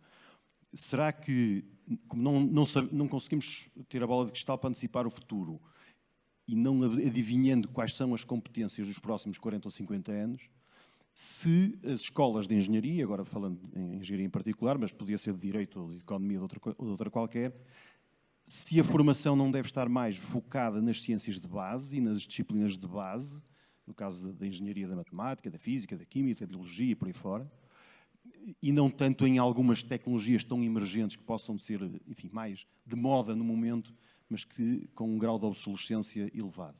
Portanto, era esta a questão que vos deixava, enfim, também numa perspectiva do ensino e do trabalho. Pronto, eu posso começar. O engenheiro mecânico do futuro é um engenheiro que trabalha com um computador que tem rodas. Portanto, as competências têm muito mais a ver com essa área e depois podemos falar um bocadinho sobre isso, mas tem muito a ver com sistemas e com toda a parte, que aliás é uma tendência já na indústria automóvel. Eu acho que a resposta à tua pergunta, nós passamos aqui um bocadinho por ela, que é preciso competências de base forte que permitam aprender a aprender e a construir ao longo da vida. E, portanto, não podendo perspectivar, eu acho que não é 20, a 30 ou 40 anos, eu acho que é difícil hoje perspectivar-se até a 10. Sim. Quer dizer, se nós olhamos para trás e nos últimos 5 anos vimos o número de profissões que foram criadas, quer dizer, até já temos... Produtos, de serviços, de bens que nós gastamos. Tudo, quer dizer, do Instagrammer ao prompt engineer, uma série de áreas, quer dizer, que estão a ser criadas profissões e outras, e estou a falar de profissões novas, não estou a falar daquelas que se vão ajustando à realidade. Portanto, eu acho que mesmo perspectivar a 10 anos é muito difícil, dá para perceber tendências e, portanto, eu não acho que haja coisas que terminam abruptamente hoje porque deixam de existir. Agora, se tirarmos partido destas novas ferramentas, vamos poder fazê-las mais produtivamente e, se calhar, deixam de ser tão core em termos de profissões como eram até agora. Sobre a questão das engenharias, haverá aqui seguramente quem há muitos anos trabalha nessas áreas de definir o que são os cursos de engenharia. Eu, como engenheiro, aquilo que acho que foi importante na minha formação é, de facto, a formação base, sabendo que depois também há aqui um paradoxo, que é, se eu venho para a universidade, faço um curso só muito teórico e de formação base, depois não tenho a empregabilidade direta. E já agora, com Bolonha, aconteceu nas engenharias uma coisa muito complicada, que foi, deixaram de existir os estágios profissionais, que eram, de facto, aquele momento em que, durante 6 meses, e eu felizmente tive isso, ia para um empregador perceber, de facto, como é que aplicava os conhecimentos que com 4 anos e meio tinha adquirido. E, portanto, eu acho que este é um desafio que as universidades têm, é desta ligação forte com a indústria. E, portanto, eu acho que tem que continuar a existir não vou usar nenhum anglicismo, senão aqui o professor Guilherme depois bate, mas aqui uma mistura rica entre aquilo que são as competências que me permitiram depois, ao longo da vida, ir desenvolvendo as tais verticalizações e que não sabemos quais são à partida, com aquilo que é uma oportunidade de empregabilidade, porque também dá números. Nós, apesar do que estamos aqui a falar, de que há uma enorme taxa ou melhor, uma enorme procura e que os empregadores hoje não têm pessoas qualificadas à sua disposição, a realidade é que, ainda hoje em Portugal, um número significativo, que é acima de 20% dos alunos que terminam um grau de ensino, seja ele o ensino superior ou o ensino secundário, estão em tarefas ou para as quais não precisavam daquele grau, o que já agora, do ponto de vista do longo prazo, não é um problema. É um problema da frustração no curto prazo. No longo prazo, se eles tiverem uma boa formação, vão construir e vão poder procurar, se assim o entenderem, oportunidades. Mas há também depois um número significativo, que isto não somam os dois números, estes 20 e tal % com os cerca também de 18 ou 19, então não tenho o número preciso, mas é significativo, de alunos que terminam um grau e que não têm emprego ao fim de 3 anos. E, portanto, isto é paradoxal e, portanto, leva-nos à questão do desalinhamento entre a oferta e a procura, E talvez não só, mas é uma das leituras que existe, que é a formação que é dada e depois aquilo que o mercado procura. E depois podíamos ir também para o efeito Quer dizer, que o mercado, quer dizer, sim, há esse desalinhamento, evidentemente, sobretudo em algumas coisas de ciências sociais, onde de facto não há procura, mas também há um desalinhamento, digamos assim, entre a estrutura produtiva da economia portuguesa e aquilo que são os outputs do sistema de ensino, e esse desalinhamento é aquilo que leva a que haja muita procura pelos nossos recursos humanos lá fora. Mas eu vou falar como neto, filho e pai de engenheiros. Quando os meus filhos me perguntavam o que é que haviam de ser, eu dizia, mas tu sabes o que é que queres fazer? Tu queres ser médico, ou queres ser arquiteto, ou queres ser artista, ou advogado? Não, então vai para a engenharia. Porque aquilo que isso te propicia é, de facto, capacidade de desenvolver espírito crítico, capacidade de análise, capacidade de tomada de decisão, etc, etc. E eu acho que, de uma maneira geral, e eu dou aulas há 35 anos, com uma interrupção pelo meio, mas, basicamente, aquilo que eu acho que a formação de base da universidade deve ser mesmo uma formação de ciência de base, mas deve ser muito conjugada com uma coisa que não é tão trabalhada durante as licenciaturas, que é o desenvolvimento do espírito crítico, da capacidade de comunicação e de competências. Quando estamos a estudar, irmos desenvolvendo as competências que depois são valorizadas no mercado de trabalho. Portanto, eu acho que a universidade deve investir na formação científica de base, que é aquilo que depois permite construir em cima disso, trabalhar competências que são muito pouco trabalhadas ainda, e depois, finalmente, não se esquecerem dessas coisas mais específicas. Porque se não for na universidade que se desenvolvem esses nichos de conhecimento, que se dão as tais formações curtas ao longo da vida para tecnologias emergentes que naquele momento é preciso responder, também não há quem faça isso.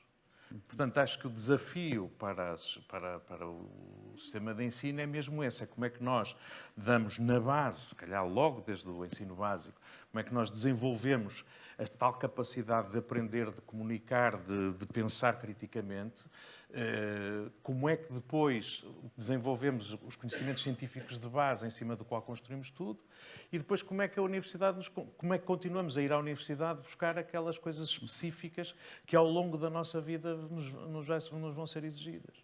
Portanto, eu acho que tudo isso, quer dizer, eu acho que as engenharias estão melhor preparadas do que o direito para dar essas coisas, mas ainda não estão lá.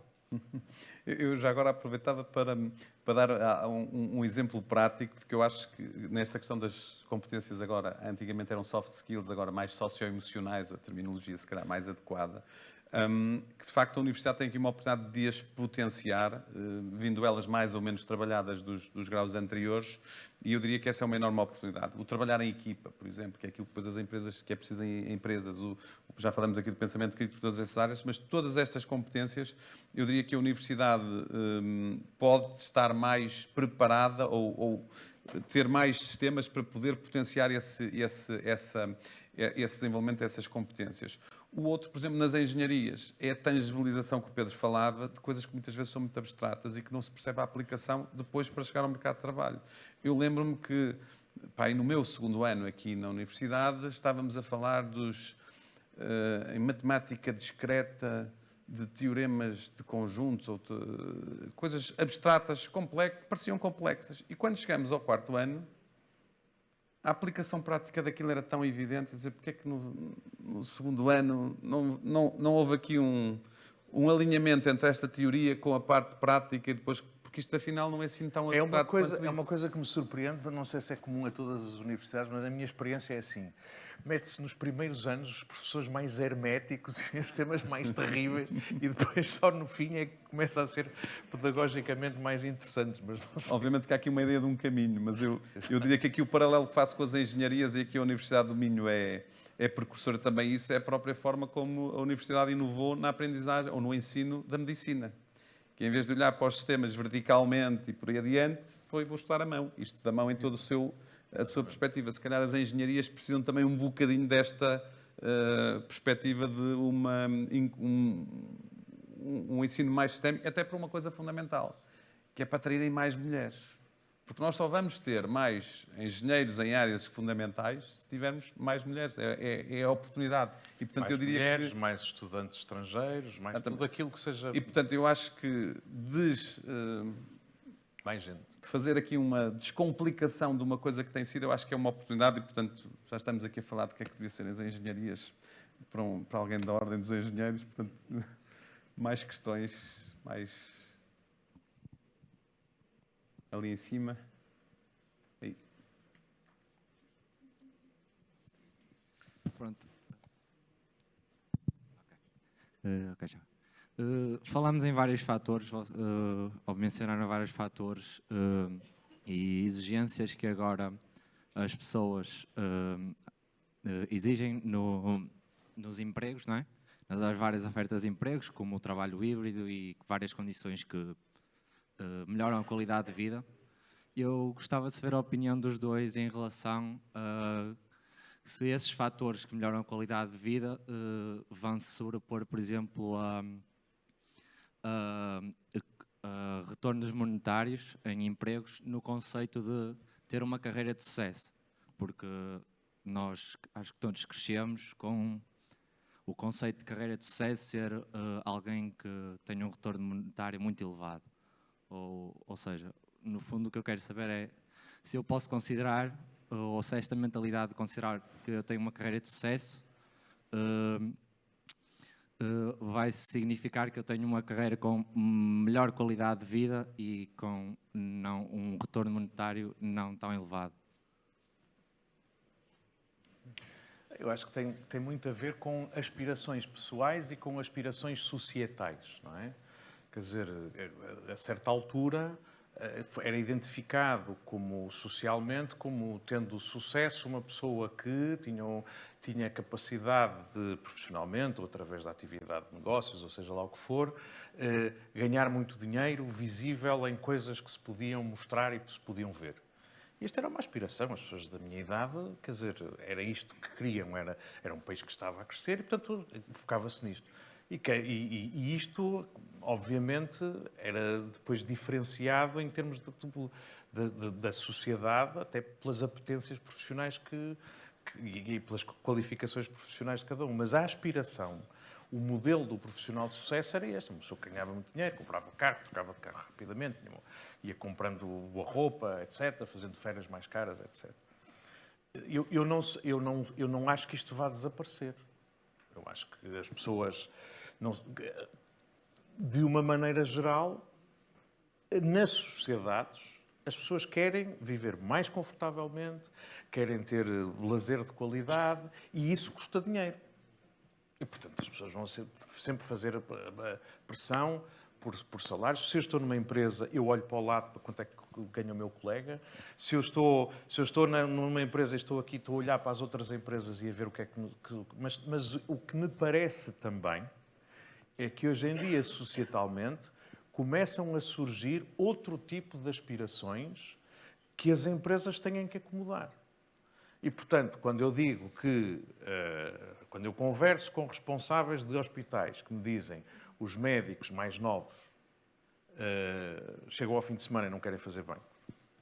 Quando eu vejo que no meu escritório as pessoas querem chegar e querem ir jantar com os filhos ou querem estar com os colegas, que as pessoas ao fim de 3 anos de trabalho querem ir estudar ou querem ir fazer uma viagem e são capazes de se despedir para ir para qualquer outro lado. Tudo isso, isto não é tão raro assim. Há 10 anos atrás, quando eu ouvia histórias de até fulano o que é que está a fazer? Ele foi viajar para não sei onde. Eu disse, isto é sempre louco, pá. Isto é filho de pai rico, isto é doença do primeiro mundo, etc, etc. Hoje em dia, tenho a certeza que nos vossos estudantes, etc, cada vez mais se nota isto e já não é tão estranho, já não é tão raro como era. Portanto, eu admiro a maneira como hoje em dia temos que estar disponíveis nas empresas, nas organizações, para aceitar pessoas que têm aspirações diversas, que têm antecedentes diversos, que são distintas na sua maneira de olhar para o mundo. é também um desafio. Isso corresponde a aspirações diferentes. Portanto, eu acho que a empresa que acha que basta dizer assim, eu pago-te bem e tu fazes o que eu quiser e estás aqui e pronto, vai perder talento. E, portanto, tem que acomodar outras aspirações que eu acho que societalmente também vão fazer sentido. Se a gente está a falar, quer dizer, hoje em dia, as reclamações sociais que nós vemos, obviamente, continuam a ser pela provisão de determinados bens que são habitação, saúde, etc., tudo isso. Mas também vemos coisas como eu quero tempo para lazer. Eu quero tempo para estar com a família. Voltamos a ver reclamações para as grandes superfícies comerciais encerrarem ao domingo porque os trabalhadores das grandes superfícies querem estar com a família. Querem não ter que fazer folga à segunda-feira quando os filhos estão na escola. Portanto, eu acho que estas coisas, quer dizer, são aspirações sociais que depois acabam por ter tradução na maneira como as organizações respondem, do lado micro, e como politicamente também as sociedades se organizam.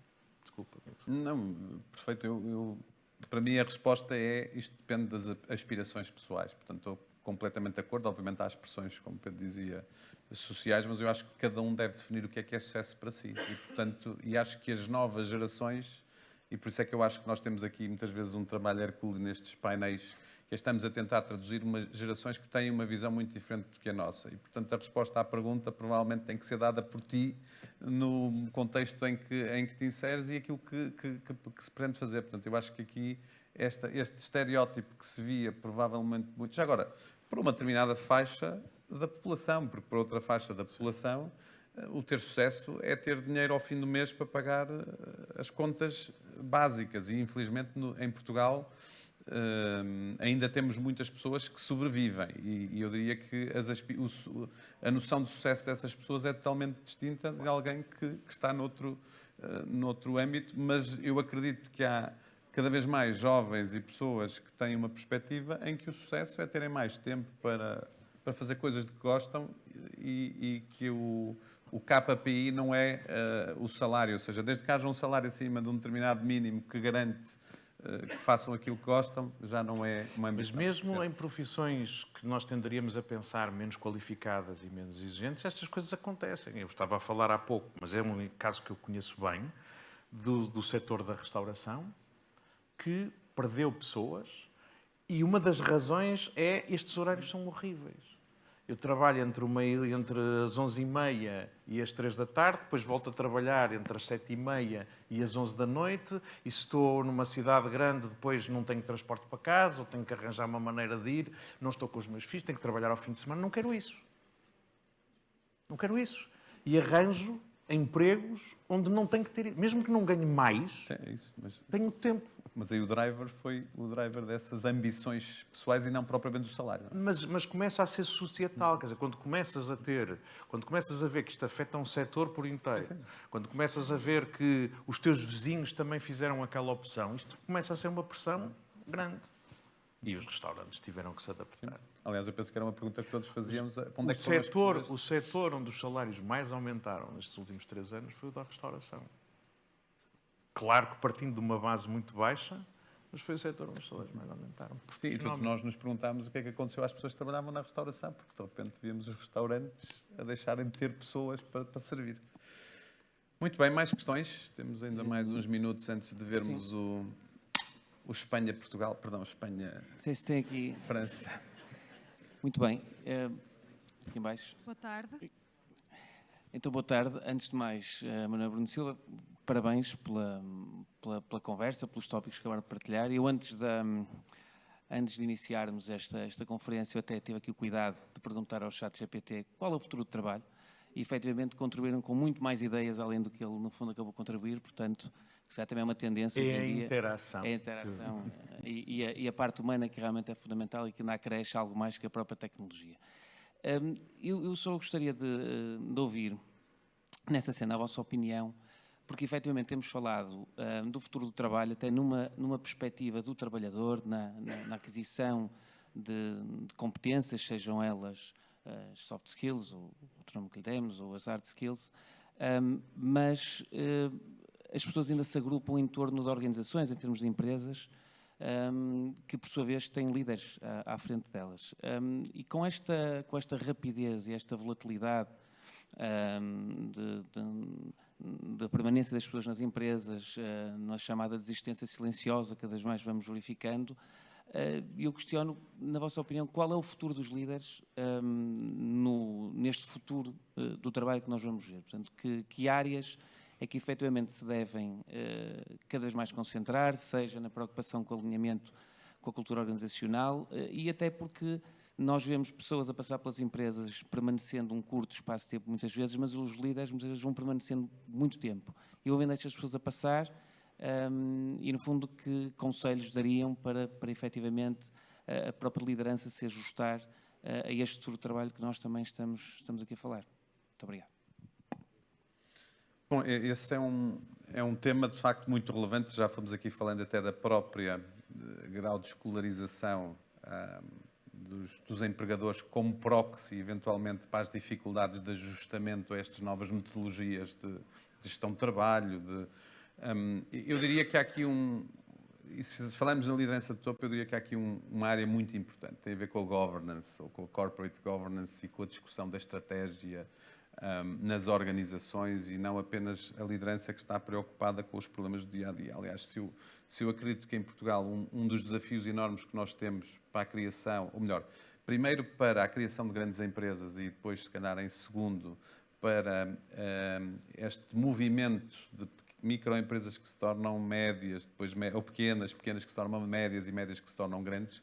Eu diria que há vários, podemos falar aqui de muitos desafios, mas diria que talvez o que é menos falado e que para mim eu acho que é cada vez mais importante tem a ver com esta questão da governance, da organização, da discussão da estratégia. Porque é que uma universidade do Minho faz um projeto que já deve ir para em 250 milhões, já não sei, de inovação com uma Bosch, que já agora gerida com portugueses, com trabalhadores portugueses, portanto não estamos a falar dos alemães que vieram aqui dizer que era bom fazer isto, não, são portugueses, portanto são formados, tiveram experiências internacionais, alguns, é bem verdade, e porque é que isto não acontece mais com empresas nacionais? Porque é que temos empresas que dizem que vêm à universidade e que dizem, a universidade não serve para nada para eu resolver os meus problemas. E depois, se calhar, vamos ver, essas empresas nacionais estão focadas em quê? Em fechar o 31 de dezembro de 2024. Naturalmente que o sítio certo para vir resolver um problema para 31 de dezembro de 2020, ou que tem que ser resolvido com urgência para o mercado, não é a universidade. A universidade está muito mais vocacionada para ajudar a olhar para as questões de longo prazo, de que podem produtos, serviços inovadores, que usem tecnologia, que usem conhecimento, e, portanto, começamos a ver cá este tipo de questões. E, portanto, isto passa só ao nível de uma definição da estratégia, de uma ambição, de capacidade, naturalmente, de investimento. E, portanto, eu diria que o papel dos líderes, eu diria que cada vez mais importante a liderar efetivamente o negócio, a discutir a estratégia, a não estar focado só no problema da amanhã de manhã e olhar muito mais para a frente. E, portanto, eu diria que nas empresas nacionais isto é um desafio. E este desafio depois entronca com todas estas vertentes. Quer dizer, o Pedro referia, eu tenho que estar mais alto na cadeia de valor e menos amassado, que é o que acontece a grande parte do tecido empresarial português, em que é o cliente que define o preço. Portanto, se eu estou ali, olha, o meu preço máximo é este. Depois posso ter aqui um bónus para quem tem uma qualidade acima de XY. Mas o preço é este. Nós, se não conseguirmos deslocar-nos para os pontos mais elevados da cadeia de valor, teremos dificuldade em aumentar a produtividade. Portanto, os líderes é que fazem a diferença. Eu acho que quando falamos porque é que não há mais empresas de maior dimensão ou as empresas não transitam, normalmente falamos de muitas coisas, mas não falamos da corporate governance. Como é que eu me organizo? Como é que eu tenho conselhos de administração em que realmente é discutida a criação de valor de longo prazo das organizações e não serem meros mecanismos de reporting do que é que se está a passar no dia-a-dia. E, portanto, eu diria que, não sendo completo na resposta, ficar-me aqui até para dar aqui a palavra também ao Pedro.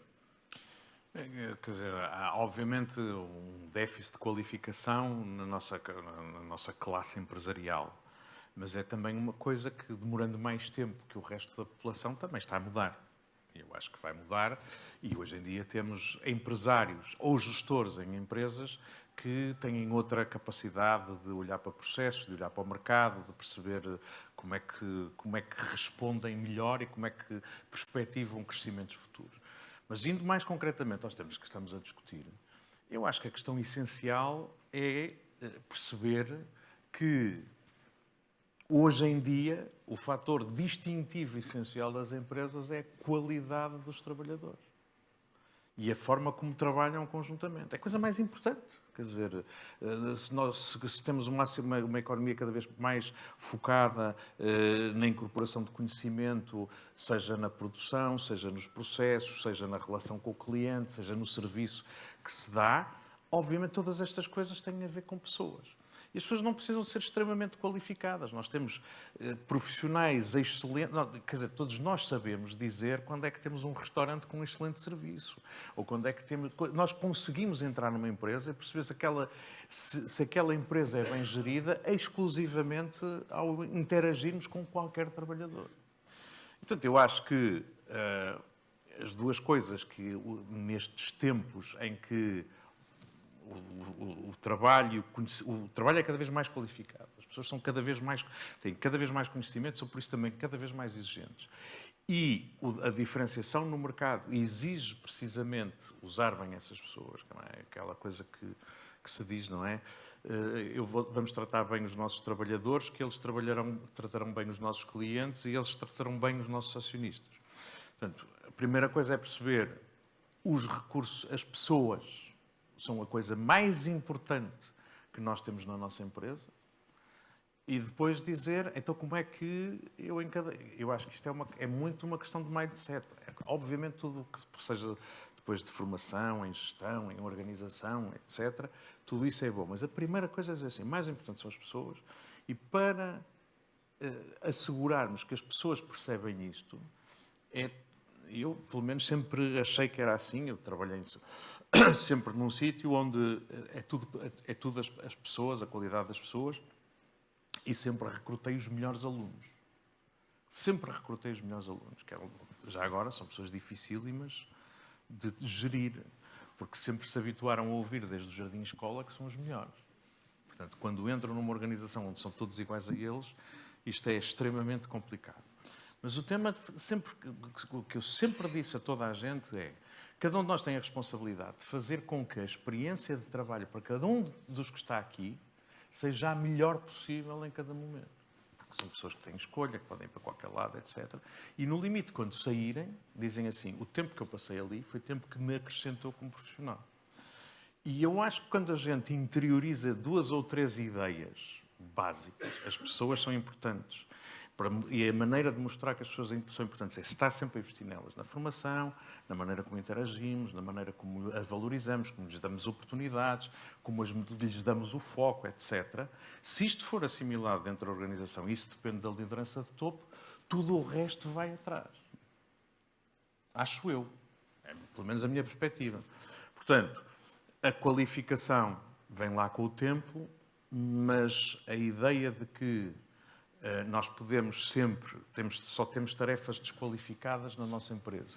E, portanto, se podemos quase, era aquela coisa de, ainda há uns anos havia, para a construção civil que havia ali em Lisboa, um sítio onde estavam trabalhadores que iam à jornada. Tu entra. Qualquer um servia porque estava a fazer a mesma tarefa.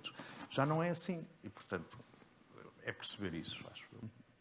Qualidade que a liderança tem que ter. Sim, mas a liderança aqui eu acho que é fundamental para criar esse ambiente. Tem que ser. Sem isso, eu diria que uma empresa que até por sorte, porque só por sorte conseguisse ter excelentes trabalhadores, se depois não tiver uma ótima liderança, não vai conseguir ter a visão, a estratégia, o engenho de os ajudar a trazerem o melhor de si para ter um futuro mais promissor. Bom, e eu diria que temos espaço para uma última pergunta, uma vez que já passam uns minutos das 8 da noite. Falámos aqui na redução do horário, das horas de horário, e a minha pergunta era, eu gostava de saber qual é a vossa opinião sobre isso.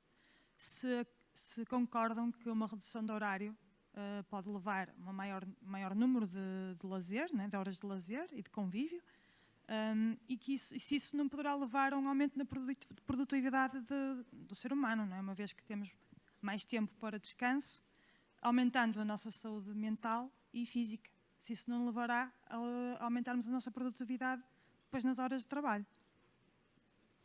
Eu acho que já disse que sim. Quer dizer, basicamente, produtividade é valor acrescentado por hora trabalhada. E, portanto, o essencial é que em cada hora que estamos a trabalhar, o valor do nosso trabalho suba mais. Portanto, se eu conseguir, pura e simplesmente, sem fazer mais nada, vender aquilo que eu faço 5 euros mais caro, já estou a aumentar a produtividade. Mas a verdade é que estas experiências de redução do horário de trabalho, de facto, mostram que os trabalhadores podem estar mais concentrados, etc, etc.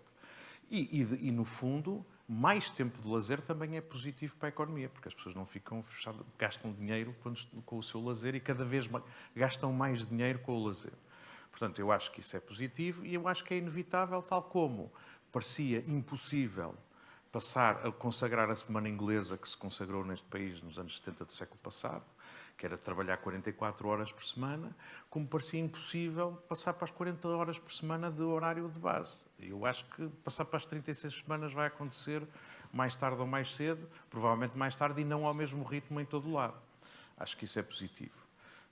Eu acho que há uma coisa que não falamos e que eu gostava só de deixar um apontamento.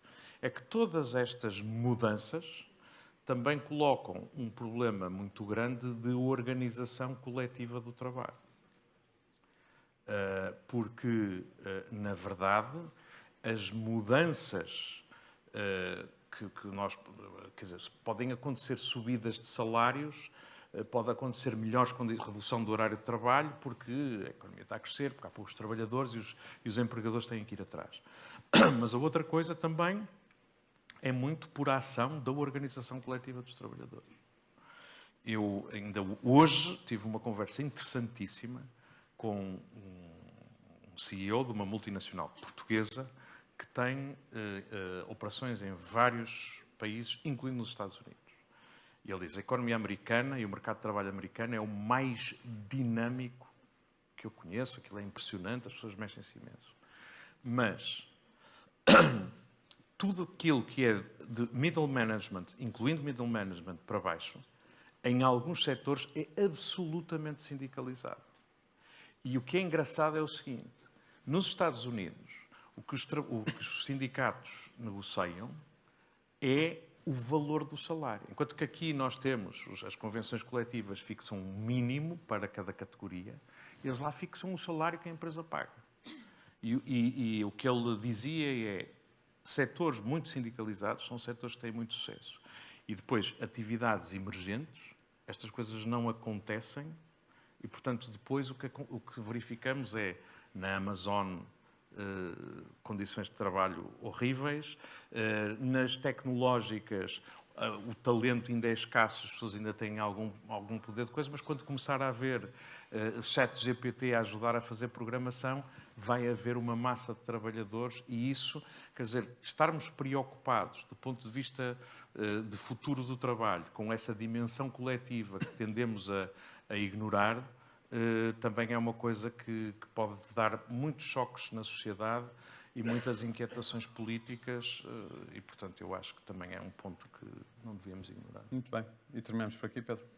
Acho que sim, temos que ir ver o futebol. Não? Exatamente. Muito obrigado. Obrigado.